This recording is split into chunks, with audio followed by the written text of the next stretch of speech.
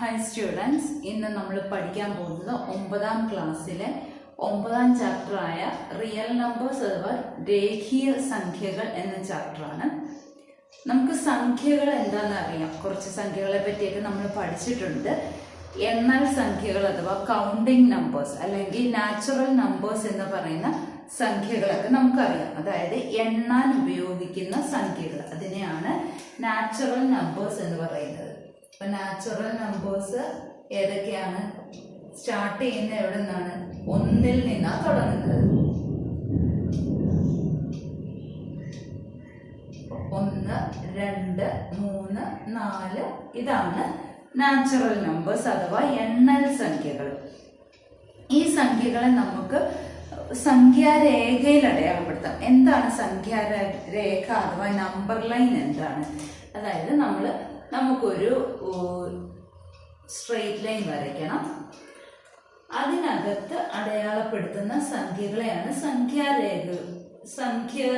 ആ സ്ട്രെയിറ്റ് ലൈനിൽ ആണ് നമ്മൾ സംഖ്യാരേഖ അഥവാ നമ്പർ ലൈൻ എന്ന് പറയുന്നത്. അപ്പൊ നമുക്ക് ഈ സംഖ്യകളെല്ലാം നമ്പർ ലൈനിൽ അടയാളപ്പെടുത്താം. നമുക്ക് 1 സെന്റിമീറ്റർ നീളമുള്ള ഒരു വര വരയ്ക്കണമെങ്കിൽ നമ്മൾ സ്കെയിലിൽ എവിടെ തുടങ്ങും? 0യിൽ നിന്ന് തുടങ്ങും. എന്നിട്ട് 1, 2 അങ്ങനെ അടയാളപ്പെടുത്തും. ഇവിടെ ഞാൻ ഇത്തിരി വലുതാക്കി കാണിച്ചു തരാം. അപ്പൊ നമ്മളിവിടെ 1 അടയാളപ്പെടുത്തിയാൽ 1 സെന്റിമീറ്റർ ദൂരെയാണ് നമ്മൾ 2 അടയാളപ്പെടുത്തുന്നത്. അത് കഴിഞ്ഞ് വീണ്ടും 1 സെന്റിമീറ്റർ ദൂരെയാണ് 3 അടയാളപ്പെടുത്തുന്നത്, അല്ലെ? അങ്ങനെ നമുക്ക് അടയാളപ്പെടുത്താം. ഈ നമ്പർ ലൈനിലാണ് നമ്മൾ അടയാളപ്പെടുത്തുന്നത്. ഇനി നമുക്ക് 1 സെന്റിമീറ്റർ നീളമുള്ള ഒരു വരയുണ്ടെന്ന് വിചാരിക്കുക. 1 സെന്റിമീറ്റർ കറക്റ്റ് 1 സെന്റിമീറ്റർ നീളമുള്ള ഒരു വരയാണ്. അതായത് 0 മുതൽ 1 വരെ, അല്ലെ? അതായത് 0 തൊട്ട് 1 വരെയുള്ളതാണ് നമ്മൾ 1 സെന്റിമീറ്റർ ആയിട്ട് എടുക്കുന്നത്. ഞാൻ വലുതാക്കി വരച്ച് കാട്ടി നമുക്ക് മനസ്സിലാകാൻ എളുപ്പത്തിന്.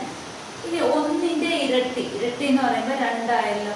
ഇനി 2 നമുക്ക് സംഖ്യാരേഖയിൽ അഥവാ നമ്പർ ലൈനിൽ അടയാളപ്പെടുത്താം. ഇനി 1ന്റെ പകുതി എന്ന് പറയുമ്പോൾ ഹാഫ് ആണല്ലോ. ആ ഹാഫിനെയും നമുക്ക് സംഖ്യാരേഖയിൽ അഥവാ നമ്പർ ലൈനിൽ അടയാളപ്പെടുത്താമല്ലോ. അപ്പൊ ഇത് ഈ 0ന്റെയും 1ന്റെയും ഇടയ്ക്ക് കൃത്യം നടുക്കാണല്ലോ ഹാഫ് ഇരിക്കുന്നത്. അപ്പൊ ഇതാണ് 1/2. ഇനി 0ന്റെയും 1ന്റെയും ഇടയ്ക്കുള്ള ദൂരം 1 ആണ്. ആ 1ന്റെ 1.5 മടങ്ങ് 1.5 ടൈംസ് എന്ന് പറയുമ്പോൾ അത് 1.5 ആയാലും, അതായത് 1ന്റെയും 2ന്റെയും ഇടയ്ക്ക് കറക്റ്റ് നടുക്കാണല്ലോ 1.5 ഇരിക്കുന്നത്.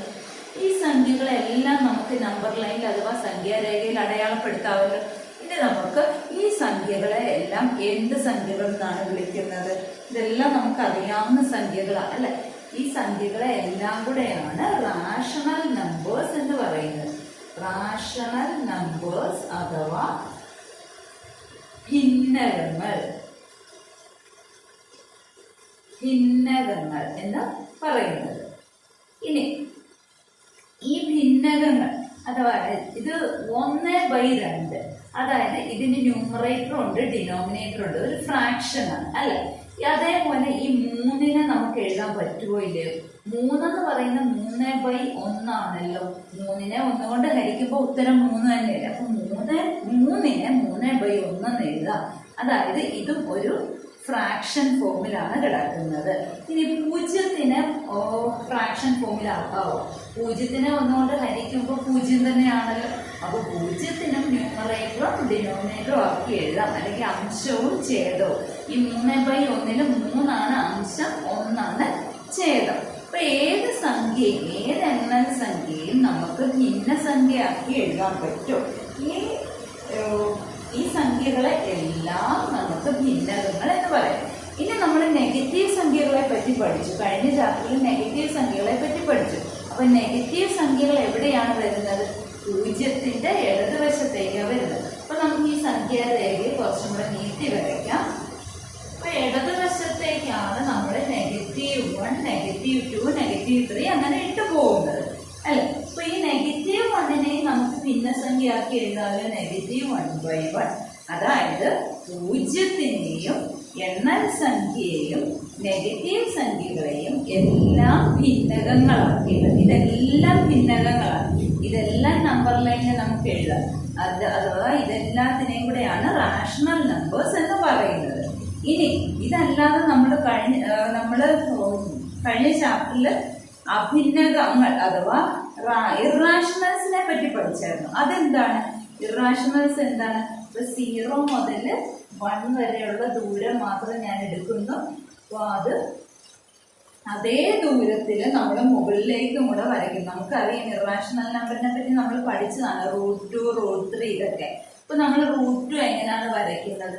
√2നെ എങ്ങനെ വരയ്ക്കുന്നത്? നമ്മൾ 0 മുതൽ 1 വരെയുള്ളത് എടുത്തു അതേ ഉയരം തന്നെ മുകളിലേക്കും കൂടെ വരയ്ക്കണം ആണല്ലോ. അപ്പൊ അത് വരച്ചിട്ട് ഒരു മട്ടത്രികോണമാക്കുക. ആ മട്ടത്രികോണത്തിന്റെ റൈറ്റ് ട്രയാങ്കിൾ വരയ്ക്കുക. അതിന്റെ ഹൈപ്പോട്ടന്യൂസ് എന്ന് പറയുന്നതാണ് √2. അപ്പൊ ഇത് ഇവിടെ 0 മുതൽ 1 വരെ 1 ആണ്. അതേപോലെ ഇതും 1 ആയിട്ട് എടുത്തു കഴിഞ്ഞാൽ ഈ ഹൈപ്പോട്ടന്യൂസ് അഥവാ കർണത്തിന്റെ നീളമാണ് √2. ഇനി അത് നമുക്ക് നമ്പർ ലൈനിൽ എങ്ങനെയാണ് റെപ്രസെന്റ് ചെയ്യുന്നത്? നമുക്കറിയാം അതെങ്ങനെയാണ് റെപ്രസെന്റ് ചെയ്യുന്നതെന്ന്. അതിന് നമ്മൾ കോമ്പസ് ഉപയോഗിച്ചാണ് അതിനെ റെപ്രസെന്റ് ചെയ്യുന്നത്.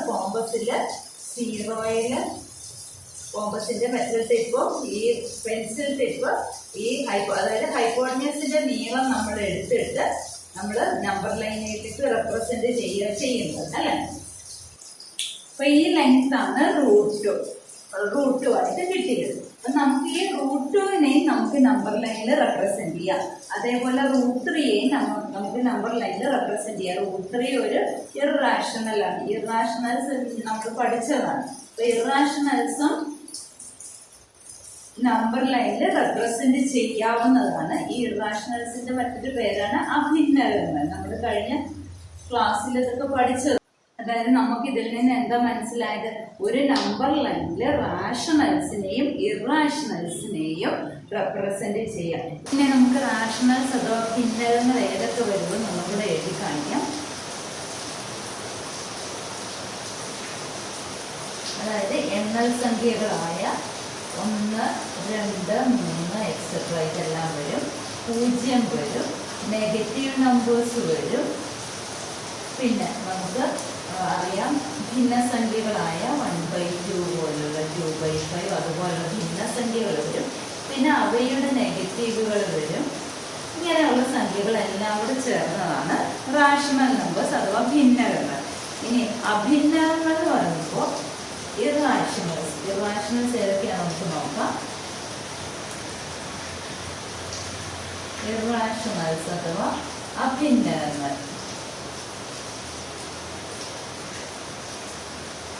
അഭിന്നകങ്ങൾക്കകത്താണ് √2, √3, √5 ഇതുപോലുള്ള നമ്പേഴ്സും. പിന്നെ നമ്മൾ കഴിഞ്ഞ ചാപ്റ്ററിൽ പഠിച്ചു പൈ എന്താണ്? 3.14 എക്സെട്ര അല്ലെ. അതായത് സർക്കിളിന്റെ പെരിമീറ്ററും ഏരിയയും ഒക്കെ കാണാൻ വേണ്ടിയിട്ട് നമുക്ക് ഈ പൈയുടെ വാല്യൂ വേണം.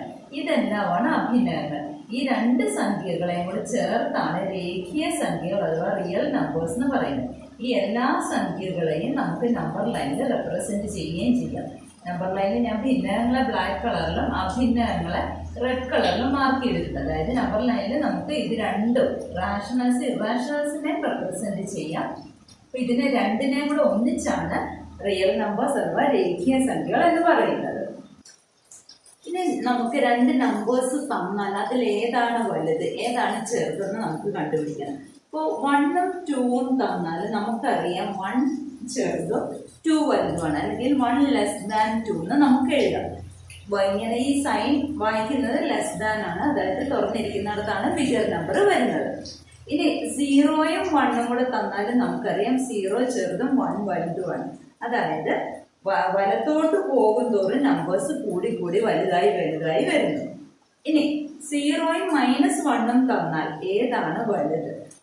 -1ഉം 0ഉം തന്നാൽ അപ്പൊ നമുക്കറിയാവുന്ന എന്താണ്? 0യിൽ നിന്നും ഒരു സ്റ്റെപ്പ് പുറകോട്ട് പോയി അല്ലെങ്കിൽ ഒന്ന് കുറച്ചപ്പോഴാണ് -1 കിട്ടിയത്. അതായത് -1 സീറോയേക്കാളും ചെറുതാണ്. അപ്പൊ -1ഉം 0യും മാത്രം എടുത്തു കഴിയുമ്പോൾ 0 ആണല്ലോ വലതുവശത്തിരിക്കുന്നത്. അപ്പൊ വലതുവശത്തിരിക്കുന്ന നമ്പറാണ് വലുത്. ഇനി -2ഉം -1ഉം കൂടെ എടുത്താലും -1നേക്കാളും ഒരു സ്റ്റെപ്പ് പുറകോട്ട് പോകുമ്പോഴാണ് -2 എത്തുന്നത്. അല്ലെങ്കിൽ -1ൽ നിന്ന് ഒന്ന് കുറയ്ക്കുമ്പോഴാണ് -2 കിട്ടുന്നത്. അപ്പോൾ നമുക്ക് എന്തെഴുതാം? -2 ആണ് ചെറുത്, -1 വലുതാണ്. അല്ലെങ്കിൽ ഏതെങ്കിലും രണ്ട് സംഖ്യകൾ എടുത്തു കഴിയുമ്പോൾ വലതുവശത്തിരിക്കുന്നത് വലുതും ഇടതുവശത്തിരിക്കുന്നത് ചെറുതുമായിരിക്കും. ഇനി നമുക്ക് ആബ്സല്യൂട്ട് വാല്യൂ അഥവാ കേവല മൂല്യം എന്താണെന്ന് നോക്കാം. ഈ ആബ്സല്യൂട്ട് വാല്യൂ അഥവാ കേവല മൂല്യം എന്ന് പറഞ്ഞാൽ ഏതെങ്കിലും ഒരു സംഖ്യയുടെ, അതായത് 5 എന്ന നമ്പർ, ആ 5ന്റെ കേവല മൂല്യം അഥവാ ആബ്സല്യൂട്ട് വാല്യൂ കാണണം. അതിന്റെ സിമ്പലാണ് ഈ അപ്പുറത്തും ഇപ്പുറത്തും ഒരു വര ഇട്ടിരിക്കുന്നത്. ഇതിന്റെ അർത്ഥം എന്താന്ന് വെച്ചാൽ 0 മുതൽ 5 വരെയുള്ള ദൂരം, 0 മുതൽ 5 വരെയുള്ള ദൂരം എപ്പോഴും പോസിറ്റീവ് ആണ്. അപ്പോൾ അതിന്റെ ദൂരം എന്ന് പറയുന്നത് 5 ആണ്. അങ്ങനെയാണെങ്കിൽ കേവല മൂല്യം അഥവാ ആബ്സല്യൂട്ട് വാല്യൂ ഓഫ് -2 വേണം. ആബ്സല്യൂട്ട് വാല്യൂ ഓഫ് -2 എന്ന് പറഞ്ഞാൽ 0 മുതൽ -2 വരെയുള്ള ദൂരം, അതാണ് കേവല മൂല്യം അഥവാ ആബ്സല്യൂട്ട് വാല്യൂ ഓഫ് -2. അപ്പോൾ ഈ ദൂരം എന്ന് പറയുന്നത് ഒരിക്കലും നെഗറ്റീവ് ആവത്തില്ല. 0 മുതൽ ഈ -2 വരെയുള്ള ദൂരം എപ്പോഴും എത്രയായിരിക്കും? 2 ആയിരിക്കും, അല്ലെ? അത് പോസിറ്റീവ് ആയിരിക്കും. അപ്പോൾ കേവല മൂല്യം -2 എന്ന് പറയുന്നത് 2 ആണ്. ഒരു പോസിറ്റീവ് സംഖ്യ ആയിക്കോട്ടെ, ഒരു നെഗറ്റീവ് സംഖ്യ ആയിക്കോട്ടെ, അതിന്റെ ആബ്സല്യൂട്ട് വാല്യൂ അഥവാ കേവല മൂല്യം എന്ന് പറയുന്നത് എപ്പോഴും പോസിറ്റീവ് ആയിരിക്കും. ദൂരമാണ്, ഡിസ്റ്റൻസ് ആണ്, അത് പോസിറ്റീവേ വരത്തുള്ളൂ. ഇനി ആബ്സല്യൂട്ട് വാല്യൂ ഓഫ് 0 വേണം. അതായത് 0യിൽ നിന്ന് 0 വരെയുള്ള ദൂരം, 0യിൽ നിന്ന് 0 വരെയുള്ള ദൂരം 0 തന്നെയാണ്. അപ്പൊ കേവല മൂല്യം 0 എന്ന് പറയുന്നത് 0 തന്നെ ആയിരിക്കും. അപ്പൊ നമുക്ക് ഇതിൽ നിന്ന് എന്ത് എഴുതാം? ഒരു സംഖ്യ x, അത് 0-നേക്കാളും വലുതാണെങ്കിൽ അതിന്റെ ആബ്സല്യൂട്ട് വാല്യൂ അഥവാ കേവല മൂല്യം എന്ന് പറയുന്നത് ആ സംഖ്യ തന്നെ ആയിരിക്കും. ഇനി 0-നേക്കാളും ചെറുതായ ഒരു സംഖ്യ, നമ്മൾ എടുക്കുന്ന സംഖ്യ 0-നേക്കാളും ചെറുതാണെങ്കിൽ അതിന്റെ കേവല മൂല്യം അഥവാ ആബ്സല്യൂട്ട് വാല്യൂ എന്ന് പറയുന്നത് -x ആയിരിക്കും. അതായത് 0-നേക്കാളും ചെറുതെന്ന് പറഞ്ഞ സംഖ്യയാണല്ലോ -2. അപ്പം അതിന്റെ കേവല മൂല്യം അഥവാ ആബ്സല്യൂട്ട് വാല്യൂ എന്ന് പറയുന്നത് -2 ആണ്. -2 എന്ന് പറയുന്ന 2 മൈനസ് അടുത്ത് വരുമ്പോൾ പ്ലസ് ആയാലും, അതായത് 2 ആയി. ഇനി 0 ആയാലോ, എക്സിന്റെ വില 0 ആയാൽ അതിന്റെ ആബ്സല്യൂട്ട് വാല്യൂ എന്ന് പറയുന്നത് 0 തന്നെ ആയിരിക്കും. അപ്പൊ ഈ 3 കണ്ടീഷൻസ് ഇത് ഓർത്തിരിക്കുക. ഇനി നമുക്ക് കേവല മൂല്യം 3 അഥവാ ആബ്സല്യൂട്ട് വാല്യൂ ഓഫ് 3 എന്ന് പറയുന്നത് 3 ആണ് നമുക്കറിയാം. ആബ്സല്യൂട്ട് വാല്യൂ ഓഫ് -3യും 3 തന്നെയാണ്. അപ്പൊ നമുക്ക് എന്ത് എഴുതാം? ആബ്സല്യൂട്ട് വാല്യൂ ഓഫ് എക്സും ആബ്സല്യൂട്ട് വാല്യൂ ഓഫ് -xഉം സെയിം ആയിരിക്കും.